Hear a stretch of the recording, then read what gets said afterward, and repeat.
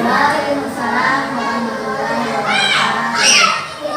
Kita panjatkan kehadirat Allah Subhanahu wa taala karena pada kesempatan kali ini kita bisa berkumpul di tempat ini guna saling berbagi dalam pemahaman dan penerapan budaya positif. Sebelumnya saya ingin mengucapkan terima kasih kepada rekan-rekan guru yang telah meluangkan waktunya untuk hadir di tempat ini. Baiklah, teman-teman, hari ini pada kesempatan kali ini saya akan memaparkan tentang pemahaman dan penerapan budaya positif. Di mana budaya positif itu memiliki konsep utama. Konsep utama budaya positif yaitu yang pertama, perubahan paradigma belajar. Yang kedua, disiplin positif. Yang ketiga, posisi kontrol guru. Yang keempat, kebutuhan dasar manusia. Yang kelima, keyakinan kelas. Dan yang keenam, segitiga restitusi. Baiklah, saya akan menjelaskan dan memaparkan satu persatu dari konsep utama budaya positif ini. Yang pertama, pembelajaran dengan paradigma baru. Pembelajaran paradigma baru merupakan pembelajaran yang berorientasi pada penguatan kompetensi dan pengembangan karakter yang sesuai dengan nilai-nilai Pancasila. Pembelajaran paradigma baru memastikan praktik pembelajaran yang berpusat pada murid, yang mana setiap murid belajar sesuai dengan kebutuhan dan tahapan perkembangannya. Maksudnya di sini adalah bukan monoton guru yang selalu menjelaskan di depan siswa, tetapi bagaimana siswa itu aktif di dalam pembelajaran dengan difasilitasi oleh guru.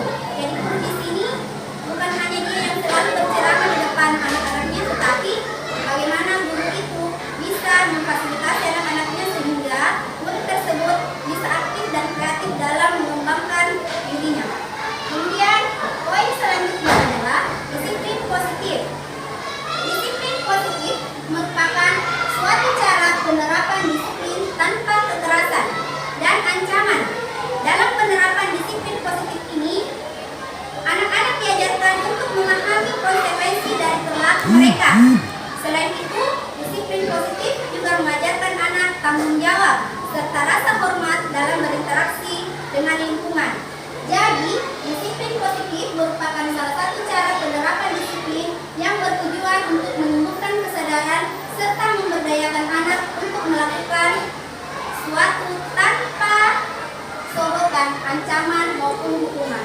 Maksudnya di sini adalah ketika anak kita melakukan kesalahan, kita memberikan pemahaman, bukan sebuah ancaman atau kekerasan, apalagi menghukum secara fisik. Karena itu akan berdampak kepada mental dan kelakuan anak tersebut. Jadi seperti itu gambarannya. Kemudian yang ketiga adalah posisi kontrol guru. Posisi kontrol guru ini merupakan bagian dari disiplin yang berpihak pada murid.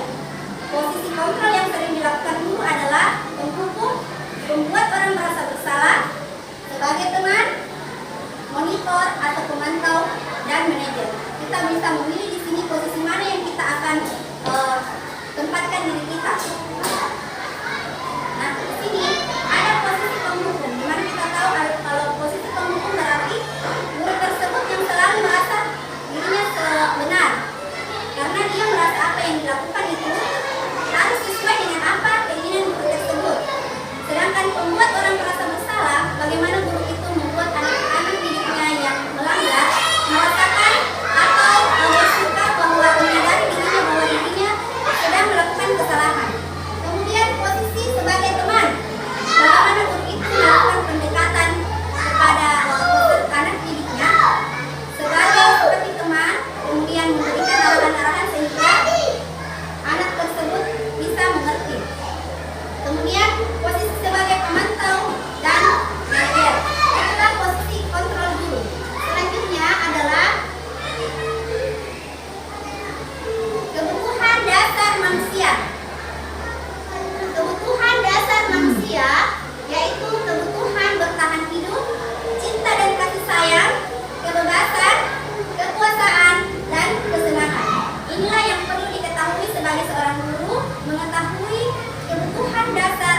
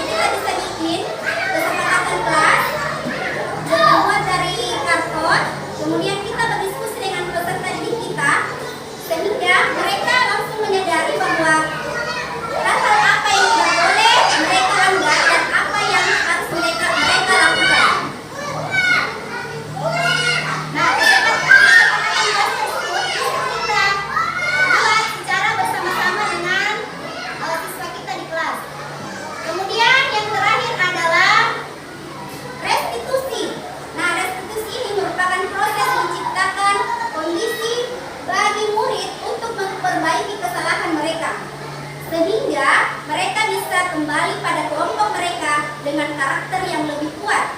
Melalui restitusi, ketika murid berbuat salah, guru akan menanggapi dengan cara yang akan memungkinkan murid untuk membuat evaluasi internal tentang apa dapat mereka lakukan untuk memperbaiki kesalahan mereka dan mendapat kembali harga dirinya.